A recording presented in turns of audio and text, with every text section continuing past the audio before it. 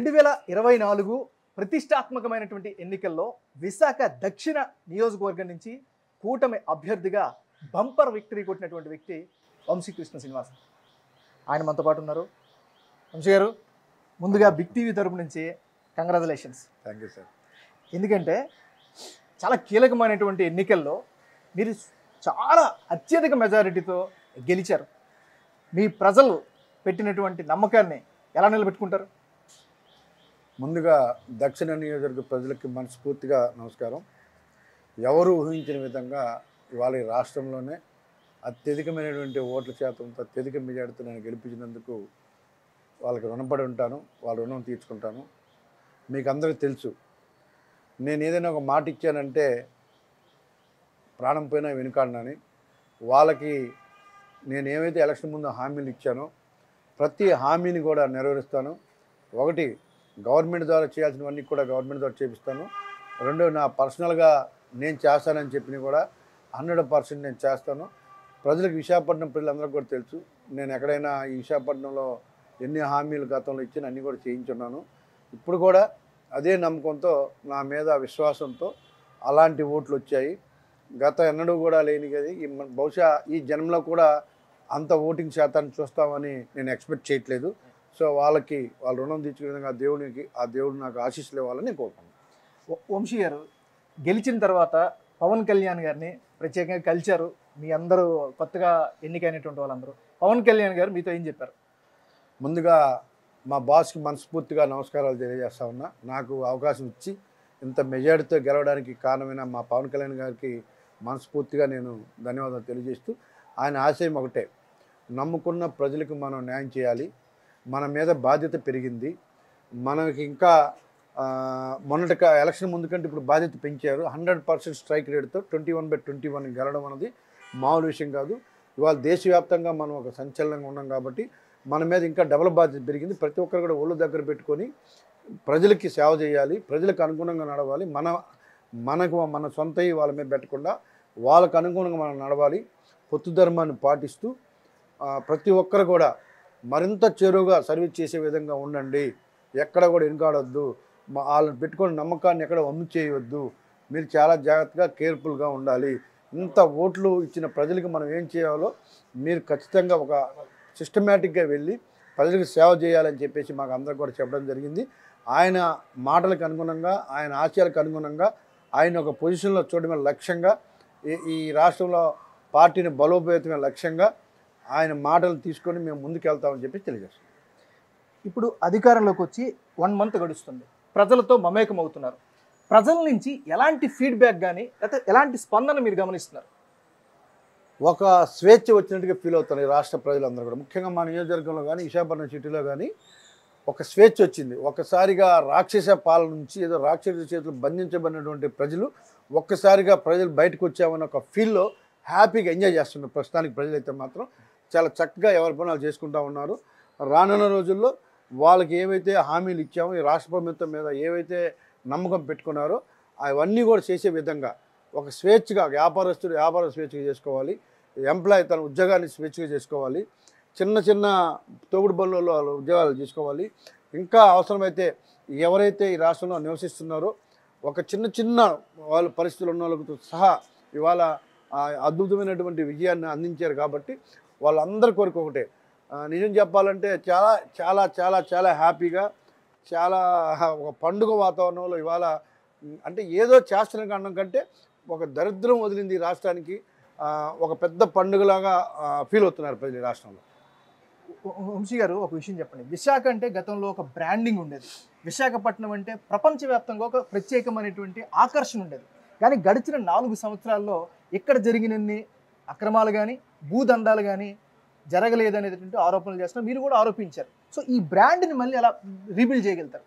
మీకు ముఖ్యంగా చెప్పాలంటే ఒక దుర్మార్గమైన పరిపాలన ఈ రాష్ట్రంలో నడిచింది. ఒక సైకో పరిపాలన అంటారు దాన్ని. తెలుగు భాషలో చెప్పాలంటే నాకు నచ్చిందే వేదం, నేను చెప్పిందే వేదం అన్నట్టు వెళ్ళారు. ప్రజాస్వామ్యంలో దానికి తావులేదండి. దానికి ఉదాహరణగా జగన్మోహన్ రెడ్డి గారికి ప్రజలు ఏ విధంగా బుద్ధి చెప్పారో మీ అందరూ కూడా, నాయకులందరూ కూడా ఇదే తీసుకోవాలి.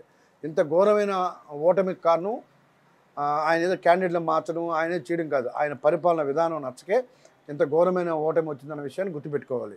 ఆయన వ్యవహార శైలి నచ్చక, ఆయన వ్యవహారం నచ్చక ప్రజలు ఇవాళ ఇలాంటి తీర్పు ఇచ్చారు తప్ప, ఆయన మీరేదో అనుకున్నట్టుగా ప్రజలు అంటే స్థానిక నాయకుల మీద వ్యతిరేకత కాదు, తప్పది. ఎవరిని పెట్టినా చిత్తుగా ఓడిపోవడమే. ఆయన మీద ఉన్న వ్యతిరేకత, ఆయన వ్యవహార శైలి, ఆయన పరిపాలనా తీరుకి నిదర్శనం అది. సో ప్రజలు ఒకే తీర్పు ఇచ్చారు. ప్రజలకు అనుకూలంగా పరిపాలన జరగాలి తప్ప నాయకుడికి అనుకూలంగా పరిపాలన చేస్తే ఎలాగ ఉండబోతుందన్న తీర్పుని ఇవాళ ఈ రాష్ట్ర ప్రజలు ఇచ్చారు. మళ్ళీ ఇంకొకరు తప్పు చేయకుండా బుద్ధి వచ్చే విధంగా, ప్రతి నాయకుడికి కూడా బుద్ధి వచ్చే విధంగా ఈ తీర్పు ఉంది.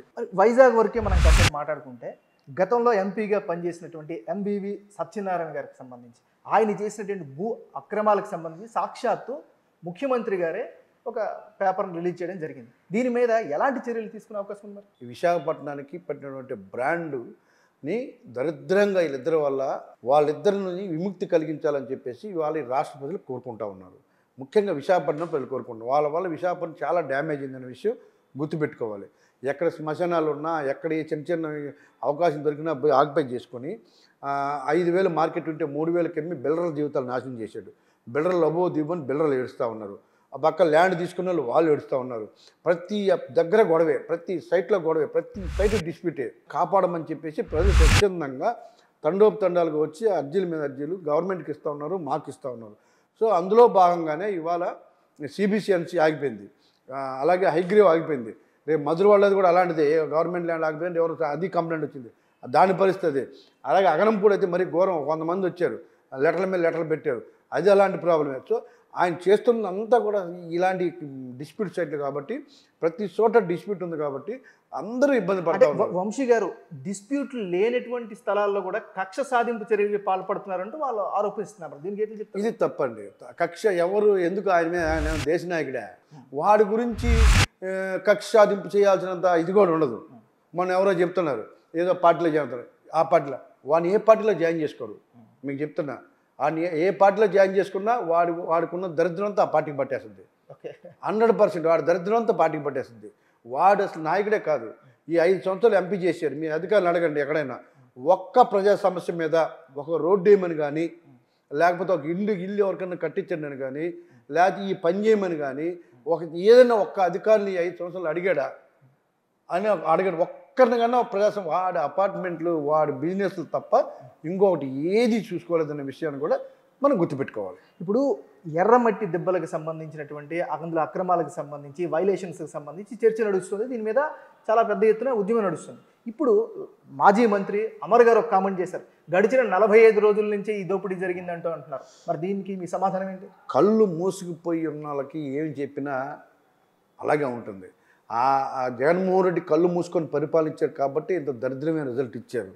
మరి వీళ్ళకి కూడా అలాగ ఉంటే, ఇలాగ మాట్లాడబట్టి ఇలాంటి రిజల్ట్ ఇచ్చారనే విషయం కూడా గుర్తుపెట్టుకోవాలి ప్రతి ఒక్కరు. అది అమరైనా, లేకపోతే ముఖ్యమంత్రి అయినా, ఇంకొకరైనా ఈ విషయాలు గుర్తుపెట్టుకోవాలి. ఉన్న వాస్తవాలను వక్రీకరించిన ప్రయత్నం చేస్తే ఎలాంటి రిజల్ట్ వచ్చిందో చూసాం మనం. మళ్ళీ దానికే వాళ్ళు ఇంకా మారలేదు వాళ్ళ బుద్ధులు. అది ఎప్పటి నుంచో దాదాపు 6 నెలల నుంచి వర్క్ జరుగుతుంది. నేను కూడా ఆ పార్టీ వచ్చాను, అంతకు ముందు నుంచే ఆ వర్క్లు జరుగుతూ ఉన్నాయి. ఇవాళ అది ఒక హిస్టరీ ఉన్నటువంటి ప్లేస్ కాబట్టి, భౌగోళికంగా ఒక హిస్టరీ ఉంది కాబట్టి దానికి సంబంధించి జరుగుతుంది కాబట్టి దాన్ని అందాక ఆపమని చెప్పి నిన్నే మా ఎమ్మెల్యే, స్థానిక ఎమ్మెల్యే గారు, మాజీ మంత్రి గంటా శ్రీనివాసరావు గారు చెప్పడం జరిగింది. దాన్ని ఆపారు. దానికి ఆల్టర్నేట్గా ఏం చేయగలమో, వాళ్ళకున్న రైట్స్ ఏంటి, ఎవరు ఇచ్చారు వాళ్ళకి ఆ ల్యాండ్స్, ఏ విధంగా వచ్చాయి, ఏ విధంగా అది బిల్డింగ్ సొసైటీ ల్యాండ్స్ అంటున్నారు, దాని మీద ఒక డిస్కషన్ చేసి ముఖ్యమంత్రి గారు నిర్ణయం తీసుకొని చేస్తారని చెప్పడం జరిగింది. వర్క్ అయితే చాలా రోజులు అవుతుందన్న విషయాన్ని, అది వైఎస్ఆర్ కాంగ్రెస్ పార్టీ గవర్నమెంట్లో వర్క్ స్టార్ట్ అయిందన్న విషయాన్ని, వర్క్ చేస్తున్న విషయాన్ని స్పష్టంగా మనం గుర్తించాలి. వంశీ గారు, గత 15 ఏళ్ళుగా మీరు ప్రజల్లో ఉన్నారు, ప్రజల కోసం పనిచేశారు, సొంత డబ్బులతో మీరు మీ యాక్టివిటీస్ అన్ని చేసుకుంటారు. కానీ గత 5-6 సంవత్సరాల నుంచి అనేకమైనటువంటి ఇబ్బందులు ఫేస్ చేశారు, అనేకమైనటువంటి కక్ష సాధింపులో కూడా మీరు కూడా గురయ్యారు, పబ్లిక్గా మీరు కూడా చెప్పారు. మరి ఏంటి, మరి రిటర్న్ గిఫ్ట్ ఇస్తారా, అది ఏంటి, ఏం చేయబోతున్నారు? ఖచ్చితంగా నేను ఈ విషయంలో మా పవన్ కళ్యాణ్ గారికి రుణపడి ఉన్నాను. ఆయన రుణం తీర్చుకునే విధంగా నేను వర్క్ చేస్తాను. ఆయన్ని రాష్ట్ర ప్రజలు ఏ పొజిషన్లో చూడాలనుకుంటున్నారో ఆ పొజిషన్లో చూడడానికి నా శక్తి వంచన లేకుండా పనిచేసి పార్టీ బలోపేతంలో ఒక కీలక వ్యక్తిగా నేను ఉంటానని చెప్పేసి ఆయనకి నేను హామీ ఇచ్చాను, హామీ ఇస్తున్నాను. సో నేను రాజకీయాల్లో ఎన్నో ఒడిదుడుకులు ఎదుర్కొన్నాను. జగన్మోహన్ రెడ్డి గారిని నమ్మి సర్వస్వం కోల్పోయా. నాలాంటి వాళ్ళ పాపం తగిలి, నాలాంటి వాళ్ళ యొక్క మంచి వాళ్ళకి మోసం చేస్తే ఎలా ఉంటుందో అని చెప్పేసి నేను మేయర్ ఎలక్షన్ అప్పుడే చెప్పా. సర్వనాశనం అయిపోతారు. మంచి వాళ్ళకి మాట ఇచ్చి, గవర్నమెంట్లు ఇచ్చి, చేతిలో చెయ్యేసి మాట తప్పితే, ఒక మంచి వ్యక్తికి మాట తప్పితే ఎలా ఉంటుందో చూస్తారు మీరు అని నేను ఆ రోజు హెచ్చరించా. అది ఇవాళ జగన్మోహన్ రెడ్డి గారు పేజ్ చేశారు. ఏ నాయకుడైనా సరే ఎవరి జీవితాలతో ఆడుకోకూడదు. జగన్మోహన్ రెడ్డి గారిని నమ్ముకొని నేను సర్వస్వం కోల్పోయా. రాజకీయంగా అటు ఆర్థికంగా కూడా చాలా ఇబ్బందులు పడ్డాను. అలాంటి పరిస్థితుల్లో ఇవాళ నాకు దగ్గరుండి నాకు ఈ అవకాశం కల్పించి నన్ను ఒక పొజిషన్ తీసుకొచ్చిన మా పవన్ కళ్యాణ్ గారికి నేను రుణపడి ఉంటాను. ఆయన రుణం తీర్చుకునే విధంగా వర్క్ చేస్తాను. వంశీ గారు, ఇక కమ్ టు ది పాయింట్. మీ నియోజకవర్గం, దక్షిణ నియోజకవర్గానికి సంబంధించి ఎలాంటి సమస్యల్ని ఐడెంటిఫై చేశారు? అంటే మీరు పెట్టినటువంటి మేనిఫెస్టో అది ఎలాగ నడుస్తుంది, అది రాష్ట్ర వ్యాప్తంగా ఉండేది. కానీ స్థానికంగా మిమ్మల్ని ఎంతో అభిమానించి ఇంత భారీ మెజారిటీతో గెలిపించారు కాబట్టి దక్షిణ నియోజకవర్గంలో ప్రధానమైన సమస్యలు ఏమైనా ఐడెంటిఫై చేశారా? చేశారు సార్. జగన్మోహన్ రెడ్డి గారికి ఇంకొక విషయం చెప్పాలి. ఇక్కడ జగన్మోహన్ రెడ్డి గారిని దయచేసి నేను కొత్తగా వచ్చే నాయకులకు కానీ ఉన్న నాయకులు చెప్తున్నా, అత్యంత భయంకరమైన వ్యక్తి. ఆ వ్యక్తిని నమ్మకూడదు. ఆ వ్యక్తి ఇచ్చే ప్రతి మాట తప్ప మడం తెప్పమని చెప్తుంటాడు. అన్నీ తప్పే వ్యక్తి జగన్మోహన్ రెడ్డి గారు. ఈ రాష్ట్రంలో అత్యంత భయంకరమైన వ్యక్తి ఎవరున్నారంటే, ఇచ్చిన మాటకి ఒక మాట కమిట్మెంట్ ఉండదు, ఇచ్చిన మాటకి ఒక మాట నిలబడ్డు, మాట్లాడే ప్రతి మాట తన అవసరం కోసం, తన అవసరం తీర్చుకోవడం కోసం, తను ఆ రోజు వాడుకోవడం కోసం ఎన్నో అబద్ధాలు చెప్తాడు. మళ్ళీ మైక్ పట్టుకొని మాట తప్ప మడం తెప్ప అన్నీ తప్పే వ్యక్తి ఎవరంటే ఈ రాష్ట్రంలో ఫస్ట్ పర్సన్ జగన్మోహన్ రెడ్డి గారే. జీవితంలో నాయకులు అంటే ఆయన నమ్మరు, ఈ రాష్ట్ర ప్రజలు నమ్మరు. నమ్మారా సర్వనాశనం అయిపోతారు. ఎటువంటి డౌటే లేదు ఇందులో అని చెప్పేసి నేను చాలా స్పష్టంగా చెప్తున్నా. ముఖ్యంగా సౌత్ విషయానికి వస్తే, ఇవాళ సౌత్ ప్రజలు బాగా ఇబ్బంది పడుతున్నటువంటి ప్లేస్ ఏదైతే ఉందో విశాఖపట్నం పోర్ట్ నుంచి వచ్చే పొల్యూషన్. ఈ పొల్యూషన్కి సంబంధించి నేను ఆల్రెడీ ఒక ప్రణాళిక సిద్ధం చేసుకున్నాను. నాకు కూడా ఆ పొల్యూషన్ మీద ఒక అవగాహన ఉంది కాబట్టి ఏ విధంగా కంట్రోల్ చేయాలి అన్న దాని మీద నేను పూర్తి అవగాహన నాకుంది. ముఖ్యంగా అక్కడ ఎస్ఎల్ కెనాల్ అనే ఒక కెనాల్ ఉంది. దాన్ని ముందు ఆధునీకరించి దాన్ని మనం పూర్తి స్థాయిలో దాన్ని మనం ఒక గ్రీనరీ పెంచి, అలాగే బొగ్గుకు సంబంధించి పెద్ద పెద్ద షెల్టర్లు వేస్తూ ఉన్నారు. ఆ షెల్టర్లు కూడా వేసేస్తే అంటే పెద్ద పెద్ద గోడౌన్స్ కడుతున్నారు. అంటే బొగ్గు స్టాకు గోడౌన్స్లో పెట్టడానికి ఆల్రెడీ ఒక 5-6 నియమించారు పోర్టు వాళ్ళు పూర్తిగా చర్యలు తీసుకుంటున్నారు. త్వరలో ఇంకొక 5-6గా నియమిస్తే మొత్తం టోటల్గా ఇన్సైడ్ అయిపోతుంది, కోల్ ఇండోర్లో పెడుతున్నట్టు అవుతుంది. సో మ్యాక్సిమం 99% ఈ పొల్యూషన్ ప్రాబ్లం నుంచి కాపాడినట్టుగా ఆ ప్రజలు అదొకటి. అలాగే ముఖ్యంగా ఓల్డ్ సిటీ బ్రిటిష్ కాలం నుంచి ఉన్నటువంటి ఈ డ్రైనేజ్ వ్యవస్థ చాలా చిన్నాభిన్నం అయిపోయింది. ఈ డ్రైనేజీ వ్యవస్థని పూర్తిగా మనం ప్రక్షాళన చేసి బాగా డ్రైనేజ్ వ్యవస్థ చేయాలి, రోడ్లు వేయాలి.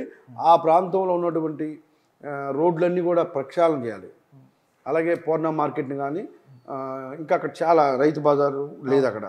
అలాగే జ్ఞానాపురంలో హోల్సేల్ మార్కెట్ ఉంది, కురుపం మార్కెట్ ఒకటి ఉంది. ఇలాగే హిస్టారికల్ ప్లేసెస్ చాలా ఉన్నాయి అక్కడ. దాదాపుగా టెంపుల్స్ మొత్తం అక్కడే ఉన్నాయి. 27 టెంపుల్స్ బహుశా ఎండోమెంట్లో ఉన్నాయి అక్కడ. సో వీటన్నింటిని కూడా మనం బాగా అభివృద్ధి చేయాలి. ఆ ప్రాంతాన్ని ఒక గ్రీన్ సిటీగా తయారు చేస్తానని నేను చెప్పాను. ఖచ్చితంగా దానికి మేము ప్రణాళిక సిద్ధం చేసుకున్నాం. అంటే ఈ టర్మ్లో ఇవన్నీ చేయగలనే నమ్మకం మీకుందా? 100% చేస్తాను. ముఖ్యంగా పోర్ట్ వాళ్ళు కూడా నాకు పూర్తిగా సహకరిస్తామని చెప్పారు. ఆ ప్రాంతంలో గ్రీనరీతో పాటు ఆ ఎస్ఎల్ కెనాల్కి సంబంధించి ఏదైతే అమౌంట్ అవుతుందో ఆ కెనాల్ డెవలప్ చేయడానికి కానీ, అలాగే ఆ ప్రాంతంలో చిన్న చిన్న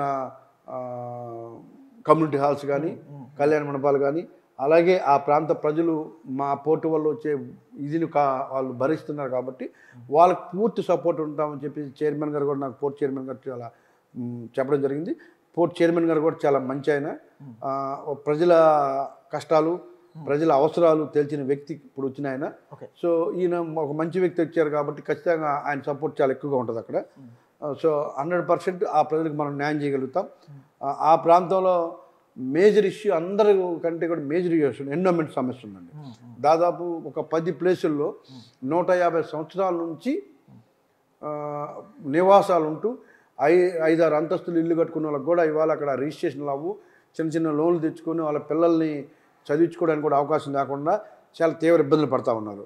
సో ప్రజల కంటే ఎక్కువ వేదిక కాదు, ఎండోమెంట్ సమస్యను 100% తీస్తాం. అలాగే దేవస్థానం పంచగ్రామాల సమస్యతో పాటు దీన్ని కూడా తీస్తామని వంశీ గారు ఇంకొక నాకు చెప్పారు. ప్రధానమైనటువంటి ఇంకొక సమస్య, మత్స్యకారులకు సంబంధించినటువంటి సమస్య కానీ వాళ్ళ జీవన వృద్ధికి సంబంధించి కానీ ఇట్లాంటి కీలకమైన అంశాలు ఉన్నాయి. దీన్ని మరి ఎలా అడ్రస్ చేయబోతున్నారు? మీకు మత్స్యకార సోదరులకు సంబంధించి ప్రత్యేకంగా గవర్నమెంట్ ఇవాళ అన్ని విధాల సబ్సిడీలకు సంబంధించి కానీ అలాగే ఏదైనా గల్లంత అయినప్పుడు కానీ అన్ని కూడా ఒక అద్భుతమైన స్కీములు వాళ్ళకి పెట్టడం జరిగింది గవర్నమెంట్ తరఫున.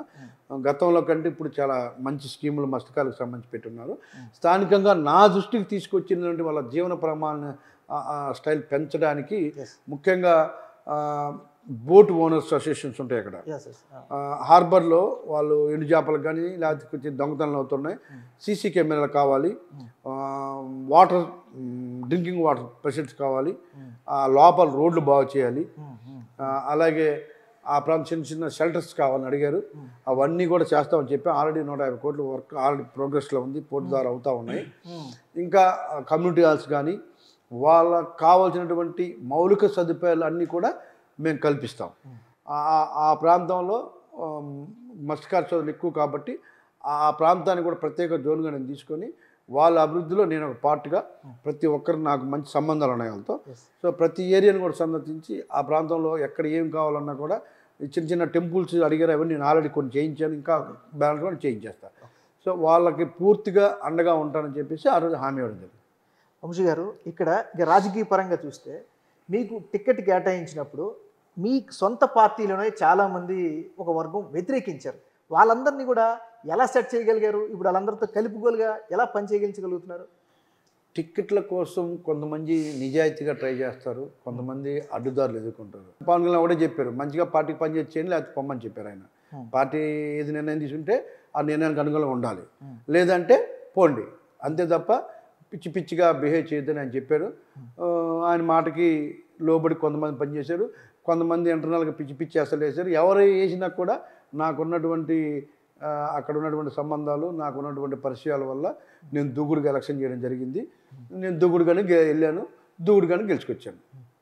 ఇంకొక విషయం అండి, పోర్టు నుంచి మత్స్యకారులను పంపించేటటువంటి ఒక ప్రయత్నం జరుగుతూ ఉంది అనేటటువంటి విమర్శలు జరుగుతూ ఉన్నాయి. మరి వాళ్ళకి అండగా నిలుస్తారా మరి మీరు? అలాంటివన్నీ కూడా పుకార్లు నమ్మొద్దని చెప్తా ఉన్నా. పోర్టు నుంచి మత్స్యకారులను పంపించడం అనేది ఈ జన్మలో జరిగే పని కాదు, ఇంకొక జన్మలో ఆలోచిద్దాం. ఎట్టి పరిస్థితుల్లో కూడా అక్కడి నుంచి వాళ్ళు తొలగించేది ఉండదు. వాళ్ళకి అండగా ఉంటాం, వాళ్ళ ఒకరిగా నేను పనిచేస్తాను. వాళ్ళకి ఎక్కడ ఏ కష్టం వచ్చినా ఏ ప్రాబ్లం వచ్చినా మొన్నే అప్పుడప్పుడు అప్పుడు డబ్బులు కూడా నేను మొన్నే దాదాపు 1,30,00,000 అంతా వస్తే పంపించాం. ఇంకా సబ్సిడీ ఇష్యూ చెప్పారు, ఆ సబ్సిడీ విషయం మీద కూడా నేను మాట్లాడుతూ ఉన్నాను. సో రానున్న రోజుల్లో వాళ్ళకి పూర్తిగా అండగా ఉంటాం, వాళ్ళకి 100% సహకరిస్తాం, ఎటువంటి డౌటే లేదు. అసలు మీ నియోజకవర్గ పరిధిలోకి వస్తుంది కేజీహెచ్ కూడా. సో కేజీహెచ్కి సంబంధించి కూడా అనేకమైన సమస్యలు ఉన్నాయి. గతంతో పోల్చుకుంటే తన బ్రాండ్ని కోల్పోయింది, ఆ కేజీహెచ్కే పెద్ద రోగం వచ్చింది అనేటటువంటి విమర్శలు కూడా వస్తున్నాయి. దానిని మెయింటైన్ చేయడానికి, దాన్ని బాగు చేయడానికి ఏమైనా ముందుకెళ్తారా? మేజర్గా KGH Gosala hospital, Victoria hospital, దాన్ని మన తెలుగు వాడుక భాషలో గోసాల హాస్పిటల్ అంటారు. ఈ 2 హాస్పిటల్ని పూర్తి స్థాయిలో ఆధునీకరించడమే లక్ష్యం, ఇంకొకటి కాదు. పూర్తిగా రూపురేఖలు మారుస్తాం, డౌటే లేదు. దాని మీద పూర్తి అవగాహన నాకు ఉంది కాబట్టి నేను దాదాపుగా 10 సంవత్సరాలు ఒక పార్టీ ప్రెసిడెంట్గా, నేను యాక్టివ్ పొలిటీషియన్గా ఒక 15 ఇయర్స్ నాకు ఎక్స్పీరియన్స్ ఉంది. ఆ ప్రాంతంతో నాకు పూర్తి అవగాహన ఉంది కాబట్టి ఆ 2 మీద ఆ 2ని ప్రక్షాళన చేస్తాం. ఈ ప్రాంతంతో పాటు ఛత్తీస్గఢ్, ఒరిస్సా నుంచి కూడా పేషెంట్లు వస్తూ ఉంటారు. ఎక్కువ పేదలు ఉన్నటువంటి ఏరియా కాబట్టి వాళ్ళకి పూర్తిగా నేను సపోర్ట్గా ఉంటాను. ఆ హాస్పిటల్స్ని రూపురేఖలు మార్చడానికి నా మార్కు, జనసేన మార్కు, ఈ ఉమ్మడి ఎన్డీఏ మార్కు, చంద్రబాబు నాయుడు గారి కండలతో, పవన్ కళ్యాణ్ అండతో దాన్ని పూర్తిగా మారుస్తానని చెప్పేసి ఈ ప్రజలకు హామీ ఇచ్చాను, చేస్తా. అలాగే ఎడ్యుకేషన్ పరంగా కూడా చాలా స్కూల్స్ ఉన్నాయి అక్కడ. అత్యంత పురాతనమైన అల్లూరి సీతారామరాజు గారు చదువుకున్న స్కూల్గా ఏవిఎన్ కాలేజ్ అక్కడే ఉంది, ఒక మహిళా కాలేజ్ కూడా ఉంది. వాటిని కూడా నేను పూర్తిగా ప్రక్షాళన చేస్తాం, అక్కడ పూర్తిగా మౌలిక సదుపాయాలు కల్పిస్తాం. ఎటువంటి డౌట్ లేదన్న విషయాన్ని కూడా మీకు నేను స్పష్టంగా చేస్తూ ఉన్నా. ఇకపోతే పురాతనమైన టెంపుల్స్ కూడా అక్కడే ఉన్నాయి, మసీదులు, చర్చిలు కూడా, వాటిని కూడా పూర్తిగా సపోర్ట్ చేసి వాటిని నా మార్కు ఉండే విధంగా నేను ఆ ప్రాంతాన్ని అభివృద్ధి చేస్తాను. హోల్సేల్ మార్కెట్ అంటే ఈ ప్రాంతం ఈ 3 జిల్లాలకి కాకుండా ఈ 5-6 జిల్లాలకి హోల్సేల్ మార్కెట్గా ప్రజలకి నిత్యం సరుకులు అందించే ఒక మార్కెట్ జ్ఞానపురంలో ఉంది. వాళ్ళకి ఆ ప్లేస్ చాలామంది ఇబ్బంది పడుతూ ఉన్నారు. ప్రత్యామ్నాయంగా ఒక 10 ఎకరాల ప్లేస్ అడిగారు. దాన్ని కూడా వాళ్ళకి ఒక చిన్న తక్కువ అమౌంట్ లీజ్తో కానీ లేకపోతే గవర్నమెంట్ రేట్ పర్పస్ కానీ దాన్ని ఆల్టర్నేటివ్ ప్లేసు మన ముడసల్లో ప్రాంతంలో కానీ ఎండాడ ప్రాంతంలో కానీ ఇప్పించడానికి అది ఇప్పించి గవర్నమెంట్ ద్వారా అక్కడ ప్రజలకు అందుబాటులో ఒక ఆధునికమైనటువంటి హోల్సేల్ మార్కెట్ని నిర్మిస్తాం. ఎటువంటి డౌట్ లేదు. వంశీ గారు, ఒక విషయం చెప్పండి. గత ప్రభుత్వ హయాంలో ఆంధ్ర యూనివర్సిటీ మరీ అధ్వానంగా తయారైంది అనే విమర్శలు ఉన్నాయి. ముఖ్యంగా ఆంధ్ర యూనివర్సిటీ వీసీ వ్యవహార శైలిపైన మీ కూటమి నాయకులు కూడా పెద్ద ఎత్తున ఆ సందర్భంలో విమర్శలు చేశారు, ఆందోళన చేశారు. మరి ఇప్పుడు ఏమైనా చర్యలు తీసుకునే అవకాశం ఉందా? ఇప్పుడు మీకు ఒక విషయం చెప్పాలి. ఇప్పుడు వీసీగా ఉన్నప్పుడు ఆయన ఏం అనలేకపోయాం, వాడు సైకో. ఈ సైకో అన్న వ్యక్తి వాడు మనుషుల్ని స్కాన్ చేసి వాడు ఎలా చూసి వాడు మనుషుల జీవితాలు చదివే టైపు అని అనుకుంటాడు. ఆడొక నలుగురిని ఒక ఎదవలన పిఎల్ని పెట్టుకొని వాళ్ళ ద్వారా ఎంక్వైరీలు చేస్తూ ఎంప్లాయీస్ మీద కక్షాదింపులు, అలాగే నాయకుల మీద కక్షాదింపులు, అది ఒక వైఎస్ఆర్ కాంగ్రెస్ పార్టీ కేంద్ర కార్యాలయంగా తయారు చేశాడు. ఎంత కోపం ఎంప్లాయీస్లో పెట్టుకున్నారు, ఎంత కోపం ప్రజలు పెట్టుకున్న విషయాన్ని మనం అక్కడ గుర్తించాలి. ఆ జనం వీడియోలు కూడా మీ దగ్గర ఒకసారి చూడండి ఎలాంటి పరిస్థితి అక్కడ నెలకొని ఉందో. సో ఇలాంటి వ్యక్తుల్ని కాకుండా న్యూట్రల్గా పార్టీలకు సంబంధం లేకుండా పార్టీకి ఎడ్యుకేషన్ని డెవలప్ చేసే విధంగా ఎడ్యుకేషనిస్టులని ఎడ్యుకేషన్ మీద ఉన్నటువంటి వాళ్ళని పెడితే ఇది ఎంతో ప్రతిష్టాత్మకమైనటువంటి ఆంధ్ర యూనివర్సిటీ 100-150 సంవత్సరాల చరిత్ర గల యూనివర్సిటీని అన్ని విధాల అభివృద్ధి చేయడానికి అందరికీ అనుగుణంగా ఇంకా ఎంతోమందిని భావితరాల సైంటిస్టులని నాయకుల్ని ఎంతోమంది తయారు చేసే ఒక వ్యవస్థ అది. ఆ వ్యవస్థలో ఇలాంటి దుర్మార్గులు చేరడం వల్ల సర్వనాశనం అయిపోద్ది అనమాట. తనకు నచ్చిందే వేదం. అసలు వైఎస్ఆర్ కాంగ్రెస్ పార్టీ నాయకుల బర్త్డేలు అక్కడే, నాయకుల మీటింగ్లు అక్కడే, నాయకులు అన్ని సర్వస్వం అక్కడే అయిపోయింది. మరి ఇంత ఇబ్బందికరమైన పరిస్థితులు ఉన్నటువంటి ఏర్పడిన ఆంధ్ర యూనివర్సిటీ పాత ప్రతిష్టని మళ్ళీ తీసుకొచ్చే ప్రయత్నం ఖచ్చితంగా మేము ముఖ్యమంత్రి గారు చెప్పాం, పవన్ కళ్యాణ్ గారు చెప్పాం. వాళ్ళకి పూర్తి అవగాహన ఉంది. ముఖ్యంగా ఈ వ్యక్తి మీద అందరికీ అవగాహన ఉంది. ఎందుకంటే ఆయన చేసిన పాపాలు చిన్నవి కాదు, ప్రతి ఒక్కరిని ఇబ్బంది పెట్టాడు. కాబట్టి ఆ ఇబ్బందికి తగిన విధంగా సీఎం గారి దృష్టిలో ఉంది, డిప్యూటీ సీఎం గారి దృష్టిలో ఉంది. సో దానికి తగిన విధంగా అక్కడ ఎటువంటి రాజకీయ వ్యవస్థ నడవకుండా పూర్తిగా ఎంప్లాయీస్కి ఎడ్యుకేషన్కి సంబంధించి ఉండాలి, ఆ వ్యవస్థ అలాగ ఉండాలి, అప్పుడే వ్యవస్థ డెవలప్ అవుద్దని చెప్పేసి ఒక అవగాహన ఉంది. కాబట్టి ఒక మంచి వ్యక్తిని అక్కడ నియమించి, అంటే ఇక్కడ వ్యవస్థ గాడిలు పెట్టడం ఒక పని అయితే, గత హయాంలో అక్కడ ఆంధ్ర యూనివర్సిటీ ఆస్తులు కూడా అన్యాక్రాంతమయ్యాయి అనేటటువంటి విమర్శలు ఉన్నాయి. సో దాన్ని కూడా మీరు ఖచ్చితంగా ఆయన వల్ల ఇబ్బంది పెట్టిన ప్రతి ఒక్కరికి, ఎంప్లాయీస్ ఎవరైతే ఇబ్బంది పడ్డారో ఎవరికైతే అన్యాయం చేయాలి వాళ్ళకందరికీ న్యాయం చేయాలి. అక్కడ జరిగినటువంటి దోపిడీని కూడా బయటికి తీయాలి, అక్కడ జరిగినటువంటి అన్యాయాన్ని బయటికి తీయాలి. అక్కడ ప్రజలకి అండగా ఉండమే ఈ ప్రభుత్వం లక్ష్యం. కాబట్టి అటు ఎంప్లాయీస్ కావచ్చు, అటు ఎడ్యుకేషన్ పాలసీ కావచ్చు, అన్నింటినీ కాపాడాల్సిన బాధ్యత ఈ రాష్ట్రపతి మీద. కాబట్టి చట్టం తన పని తాను చేసుకుపోద్ది. అటు వీసీయా, ఇటు ఎంపీయా, లేకపోతే ఇంకొకటి ఎవరు చూడు, ఎవరైనా ఒకటే. కాబట్టి ప్రతి ఒక్కరూ ఎక్కడ తప్పు చేసినా, ఎవరు ఏ తప్పు చేసినా దానికి ఖచ్చితంగా శిక్ష అనుభవించాల్సింది. ఎందుకంటే ముఖ్యంగా మొత్తం కొన్ని సంవత్సరాల పాటు హాట్ టాపిక్గా వార్తల్లో ఉన్నటువంటి అంశం దశపల్లా భూముల వ్యవహారం. దానికి వైఎస్ఆర్ కాంగ్రెస్ పార్టీ నాయకులందరూ కబ్జా చేశారని, దాన్ని దోచుకున్నారని మీరు కూడా సాక్షాత్ దాని మీద ఫైట్ అవుట్ చేశారు. మరి ఇప్పుడు నిజంగా సాక్ష్యాధారాలతో నిరూపించి మళ్ళీ బ్యాక్ తీసుకునే అవకాశాలు ఉన్నాయా? దశపల్లా భూమ్స్ అన్నవి అవి కోర్టు పరిధిలో ఉన్నాయి. వైఎస్ఆర్ కాంగ్రెస్ పార్టీ నాకు పూర్తిగా ఈ మధ్యకాలం దాన్ని ఇన్వాల్వ్ అవ్వాలి నేను. అది వైఎస్ఆర్ కాంగ్రెస్ పార్టీ ఆ టైంలో కోర్టు ద్వారా వాళ్ళు ఏదో జడ్జిమెంట్ని ఆధారంగా చేసుకొని కొంతమంది అందులో లబ్ధిదారులకి మధ్య వాళ్ళకి ఏదో ఒక ఒప్పందం జరిగింది. ఏదో యాక్చువల్గా ఒకప్పుడు అది ప్రభుత్వ భూమి అని డిసైడ్ చేశాడు వైఎస్ రాజశేఖర టైంలో. ఆ తర్వాత ఏ కారణం చేత అది ప్రైవేటు వ్యక్తుల భూమి అయిందో, అది ఎలా అయిందో అది గవర్నమెంట్ పరిధిలో ఉంది. కాబట్టి ఆ నిర్ణయాన్ని గవర్నమెంట్ తీసుకుంటుంది. మీ దక్షిణ నియోజకవర్గ ప్రజలకి ఏం చెప్పబోతున్నారు? పవన్ కళ్యాణ్ గారు ఒక అవకాశం కల్పించారు. ఆ అవకాశాన్ని విశాఖపట్నం సౌత్ ప్రజలు ఈ రాష్ట్రంలో మొదటి స్థానంలో ఉండే విధంగా, ఈ దేశమంతా కూడా ఈ నియోజకవర్గం వైపు చూసే విధంగా విజయం అందించినందుకు వాళ్ళకి శిరస్సు వంచి మనస్ఫూర్తిగా కృతజ్ఞతలు తెలియజేస్తున్నా. ఈ 70.24%ని నెక్స్ట్ ఎలక్షన్కి 75 చేసే విధంగా వర్క్ చేసి వాళ్ళ దగ్గర శబాష్ అనిపించుకునే విధంగా ఒక నీతికి నిజాయితీకి మారుపేరుగా పనిచేస్తానని చెప్పేసి వాళ్ళకి హామీ ఇస్తూ, పవన్ కళ్యాణ్ గారు కూడా హామీ ఇస్తూ, ఈ రాష్ట్రం అంతా కూడా ఇటువైపు చూసే విధంగా పనిచేస్తానని చెప్పేసి పవన్ కళ్యాణ్ గారికి హామీ ఇస్తూ వాళ్ళ కృతజ్ఞతలు తెలియజేస్తూ వాళ్ళకి శిరస్సు వంచి నమస్కారం చేస్తున్నాను.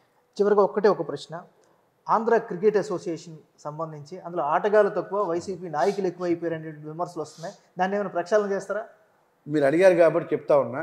ఆంధ్ర క్రికెట్ అసోసియేషన్ అనేది ఒక దరిద్రంగా తయారై ఉంది. బ్యాట్ ఎటు పట్టుకో కూడా తెలియని వ్యక్తులు, అసలు బ్యాట్ అంటే కూడా తెలియని వ్యక్తులు దాన్ని దూరిపోయి ఆటగాళ్ళని సర్వనాశనం చేస్తున్నారు. దాన్ని పూర్తిగా ప్రక్షాళన చేయాలని చెప్పేసి నేను లోకేష్ గారికి, అలాగే మా పవన్ కళ్యాణ్ గారికి, అలాగే సీఎం గారి దృష్టికి కూడా తీసుకెళ్లాలని డిసైడ్ అయి ఉన్నాను. దాన్ని పూర్తిగా ప్రక్షాళన చేయాలి. తన వైఎస్ఆర్ కాంగ్రెస్ పార్టీ కోరలో చిక్కుని అది కొట్టిమిట్లాడుతూ ఉంది. వేణుగోపాల్ లాంటి ఆటగాళ్ళు కూడా తట్టుకోలేక పారిపోయిన పరిస్థితులు ఉన్నాయి. కాబట్టి వేణుగోపాల్ అంటే ఒక బ్రాండ్ మన రాష్ట్రానికి. అలాంటి వ్యక్తి కూడా ఈ రాజకీయాలు తట్టుకోలేక, ఇదిని తట్టుకోలేక పారిపోయాడు ఇక్కడ నుంచి. సో అంత దుర్మార్గంగా ఇలా అక్కడ ఉన్నాయి. అలాగే ఎంఎస్కే ప్రసాద్ గారు ఉన్నారు.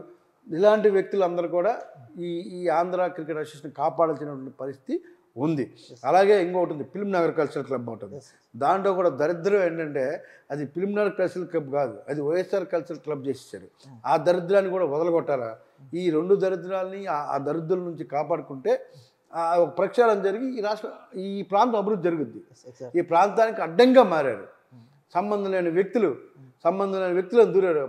ఆ ఫిల్మ్ కలిసిన ఆ ఫిల్మ్ అంటే కూడా తెలియని వ్యక్తులు అందరూ అక్కడ ఉన్నారు. ఈ దరిద్రులందరికీ విముక్తి కలిగించాలి. ఈ ఆంధ్ర క్రికెట్ అసోసియేషన్ని, ఈ ఫిల్మ్ నగర్ కల్చరల్ క్లబ్ని కాపాడాల్సిన బాధ్యత, ఈ ఆంధ్ర యూనివర్సిటీని కాపాడిన బాధ్యత ఈ ప్రభుత్వం మీద ఉందని చెప్పేసి నేను చాలా స్పష్టంగా చెప్తా ఉన్నా.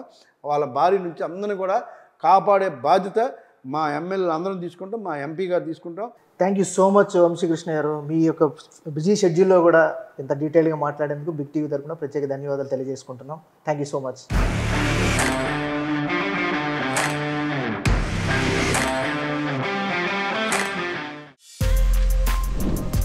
For more videos like this, subscribe Big TV channel.